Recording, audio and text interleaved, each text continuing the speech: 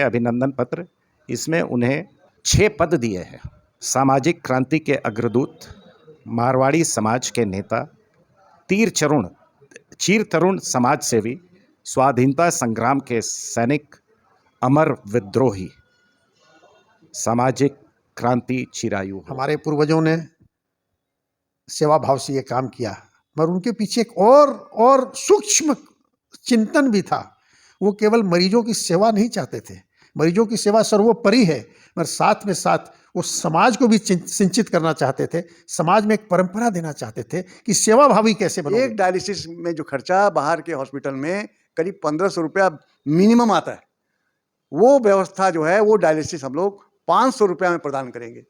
इसके लिए हम लोग जो है एक डायलिसिस सेंटर अलग से बनवा रहे हैं। इसके लिए हमें CCL के CSR फंड से काफ़ी सहयोग मिला है।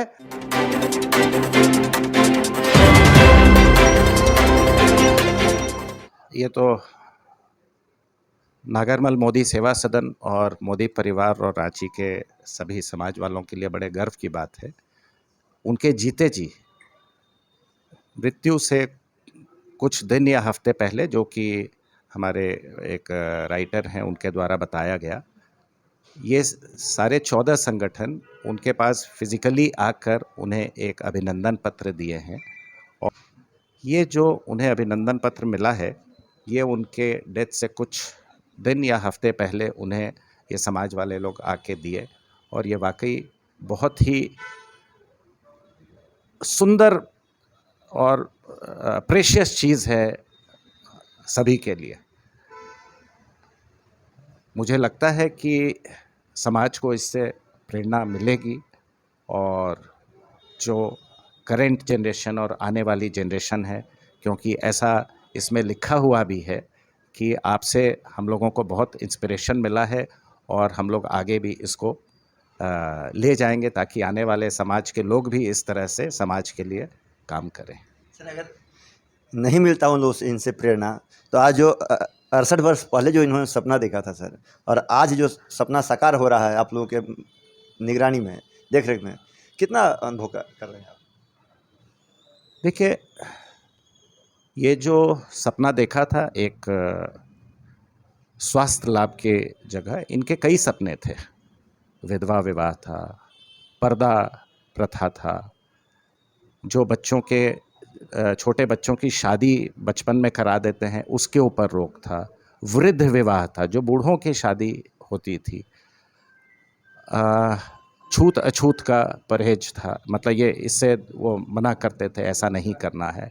इस तरह के अनेक चीज़, विधवा विवाह था, इन्होंने अपने लाइफ में भी लाया। विधवा विवाह, अपने पुत्र का एक विधवा विवाह भी करवाया।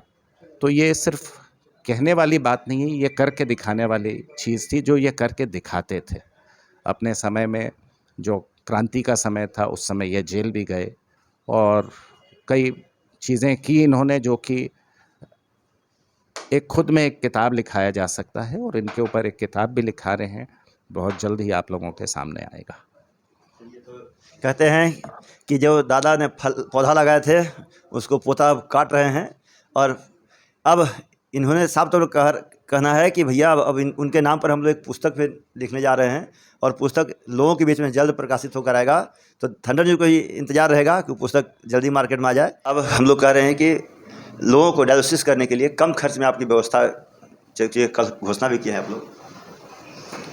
हमारा ध्येय है कम खर्च, समुचित इलाज और सही व्यवहार। हम लोग हमारे जो गरीब रोगी हैं, जिनको कि डायलिसिस करना पड़ता है, किडनी की शिकायत है, उन्हें कम से कम सप्ताह में 2 बार डायलिसिस की आवश्यकता पड़ती है, नहीं तो 3 बार भी करना पड़ता है। एक डायलिसिस में जो खर्चा बाहर के हॉस्पिटल में करीब 1500 रुपया मिनिमम आता है, वो व्यवस्था जो है वो डायलिसिस हम लोग 500 रुपया में प्रदान करेंगे। इसके लिए हम लोग जो है एक डायलिसिस सेंटर अलग से बनवा रहे हैं। इसके लिए हमें CCL के CSR फंड से काफ़ी सहयोग मिला है, और उनके सहयोग से ही वो जो है हमारा सेंटर तैयार होने वाला है, जिसे हम लोग 2 महीना के अंदर शुरू करने का हमारा टारगेट है। सर, कहते हैं प्रधानमंत्री जो मरीजों के लिए आयुष्मान कार्ड बनाने का काम किया है। तो क्या अपने हॉस्पिटल में उसकी प्राथमिकता है यहाँ पे? आयुष्मान सेवा सदन हॉस्पिटल में आयुष्मान की सुविधा उपलब्ध है। आयुष्मान में रजिस्ट्रेशन कराना पड़ता है। हमारे सेवा सदन का रजिस्ट्रेशन मेडिसिन के लिए है, ऑर्थोपेडिक के लिए है, यूरो के लिए है, ये 3, और अपना PICU पीडियट बच्चों के लिए है। ये 4 जो है डिसिप्लिन में आयुष्मान की सेवा यहाँ दी जा रही है। और क्या क्या व्यवस्था है सर अपने यहाँ? हमारे यहाँ जो है हर तरह के विभाग हैं।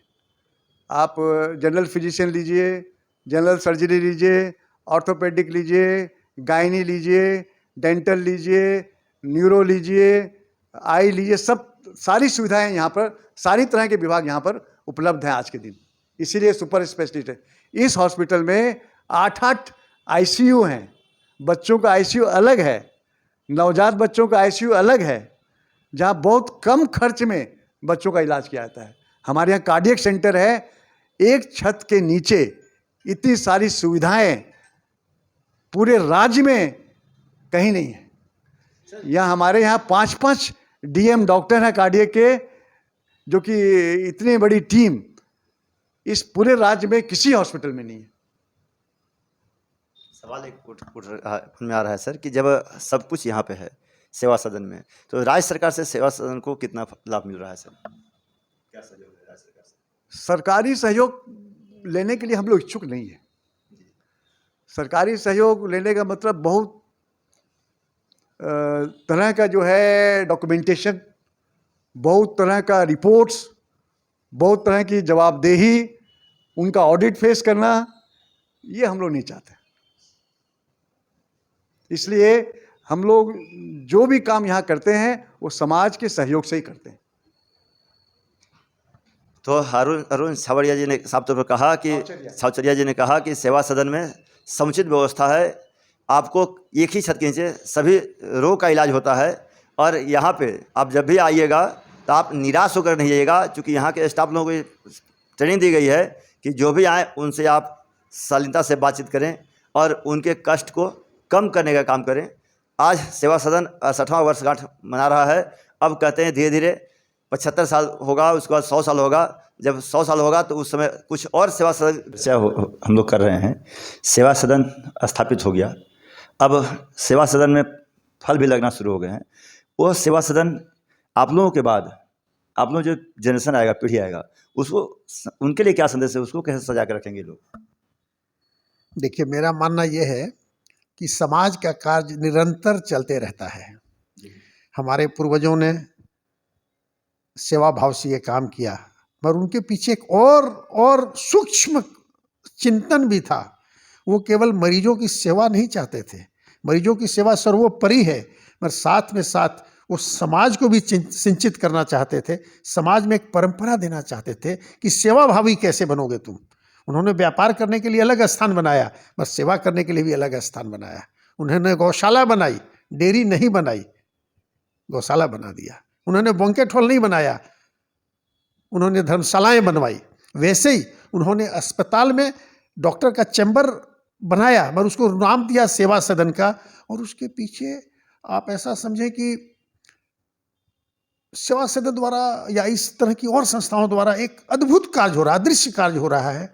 हम लोग उसके माध्यम से एक व्यक्तित्व को भी गढ़ रहे हैं, एक समाज को भी गढ़ रहे हैं। आप देखें कि हम लोगों ने तो नहीं लगाया इस पेड़ को, लगाने वाले तो हमारे पूर्वज थे। एक पेड़ था, हमने सींचना चालू कर दिया, उनकी क्षमता थी, वो लगाए।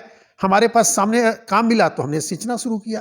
तो एक चीज जब सामने होती है, भारत को आज़ाद कराने का श्रेय सबको नहीं मिला है, तो महापुरुषों को मिला है, स्वतंत्रता सेनानियों को मिला है, चंद्रशेखर आज़ाद को मिला है, उन लोगों ने आज़ाद करा दिया। आज हम लोग उनको दूसरे रूप से कर रहे हैं। तो एक सेवाभावी व्यक्तित्व का गढ़ना, सेवाभावी समाज का गढ़ना भी सेवा सदन द्वारा होता रहा है। इसीलिए 70 वर्षों से ये धारा चल रही है, और मुझे पूरा विश्वास है कि आगे भी ऐसे ही व्यक्तित्व सेवा सदन की भावना गढ़ते रहेगी, और नए युवा वर्ग इसको आगे बढ़ाते रहेंगे। हम लोगों की यही मंगल कामना है। चलिए, तो यही मंगल कामना है। जैसा कि आलोक भूषण जी ने बताया कि सेवा सदन तो सिर्फ जिस समय नागर मोदी जी सपना देखे होंगे जिसमें पौधा लगाने का काम किया होगा, आज वो पौधा एक बरगद का रूप धारण करते जा रहा है और उसको लोग सींच रहे हैं और उसका फसल भी लोग काट रहे हैं। इनका उद्देश्य यही है कि आने वाला जो पीढ़ी है उस पौधे को जीवंत रखे ताकि सेवा सदन निरंतर जारी रहे। सुबोध कुमार पाठक अपने सहयोगी गौतम जी के साथ, थंडर न्यूज, रांची।